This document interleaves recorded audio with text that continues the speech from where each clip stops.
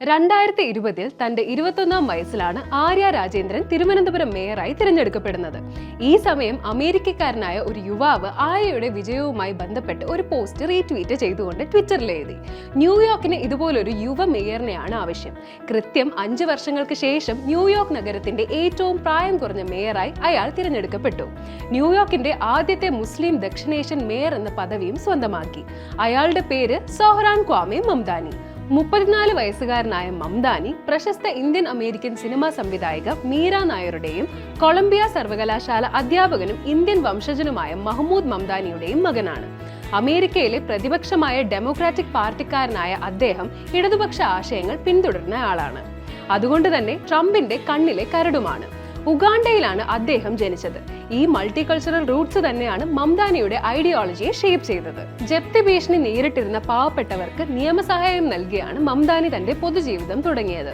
2020 New York state അസംബ്ലിയിലേക്ക് തിരഞ്ഞെടുക്കപ്പെട്ടു. സാധാരണക്കാരുടെ പ്രശ്നങ്ങളായ വിലക്കയറ്റവും ഉയർന്ന ജീവിത ചെലവും വാടകയുമൊക്കെയും അദ്ദേഹത്തിന്റെ പ്രസംഗങ്ങളിൽ സ്ഥിരമായി ഉൾപ്പെട്ടു. കുടിയേറ്റക്കാർക്കായി സംസാരിച്ചു. പണക്കാർക്ക് കൂടുതൽ നികുതി ഏർപ്പെടുത്തണം എന്ന ആവശ്യവും ഉന്നയിച്ചു. ഡെമോക്രാറ്റിക് പാർട്ടി സ്ഥാനാർത്ഥി തിരഞ്ഞെടുപ്പിൽ പാർട്ടിയിലെ യാഥാസ്ഥിതിക വിഭാഗവും റിപ്പബ്ലിക്കൻസും മംദാനിയെ തോൽപ്പിക്കാൻ കിണഞ്ഞു പരിശ്രമിച്ചെങ്കിലും നടന്നില്ല. എതിരാളികൾ ഒഴുക്കിയ കോടികളെ ജനങ്ങളിൽ നിന്നും പിരിച്ച് ചെറിയ തുകകൾ കൊണ്ട് അദ്ദേഹം നേരിട്ടു. ന്യൂയോർക്കിനെ സാധാരണക്കാർക്ക് ജീവിക്കാൻ പറ്റുന്ന ഇടമാക്കും എന്നതായിരുന്നു പ്രധാന വാഗ്ദാനം.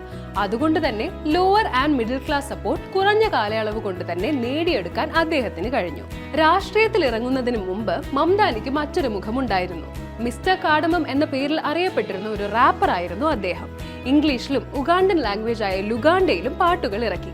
ആ മേഖലയിൽ അധികം സക്സസ് ആകാൻ കഴിഞ്ഞിട്ടില്ലെങ്കിൽ കൂടിയും യുവാക്കളുടെയും ജൻസിയുടെയും ഇടയിൽ പിന്തുണ വർദ്ധിപ്പിക്കാൻ അദ്ദേഹത്തിന്റെ ഈ പാസ്റ്റ് ലൈഫ് ഒരു കാരണമായിട്ടുണ്ടെന്ന് വേണം മനസ്സിലാക്കാൻ. എന്തായാലും മംദാനിയുടെ വിജയം തലമുറകൾ ഓർമ്മിക്കുമെന്നത് ഉറപ്പാണ്. ഇസ്രായേൽ പാലസ്തീനിൽ നടത്തുന്നത് വംശഹത്യയാണെന്ന് പ്രഖ്യാപിച്ച് ട്രംപിന്റെ കുടിയേറ്റ വിരുദ്ധ നയങ്ങൾക്കെതിരെ യുദ്ധം പ്രഖ്യാപിച്ച് കോർപ്പറേറ്റുകൾ ന്യൂയോർക്കിലെ സാധാരണക്കാരന്റെ അവകാശങ്ങൾ തട്ടിയെടുക്കുകയാണെന്ന് വിമർശിച്ച ഒരു ഇടത് സോഷ്യലിസ്റ്റിന്റെ ഈ നേട്ടം തീർച്ചയായും ചരിത്രപരം തന്നെയാണ്. അതും അമേരിക്ക പോലുള്ള മുതലാളിത്ത രാജ്യത്തിൽ. ട്രംപിന്റെ ഭരണത്തിൽ പ്രതീക്ഷയറ്റ അമേരിക്കൻ ജനാധിപത്യത്തിന് മംദാനിയുടെ വിജയം നൽകുന്ന ആശ്വാസം ചെറുതല്ല. അതുകൊണ്ട് തന്നെയാണ് ലോകമെമ്പാടുമുള്ള മനുഷ്യർ കേവലം ഒരു സിറ്റി മേയർ തെരഞ്ഞെടുപ്പിന്റെ വിജയത്തെ ഇത്രയും ആഘോഷമാക്കുന്നതും. കൺക്ലൂഡ് ചെയ്യുന്നതിന് മുന്നേ ഒരു കാര്യം ചോദിക്കട്ടെ.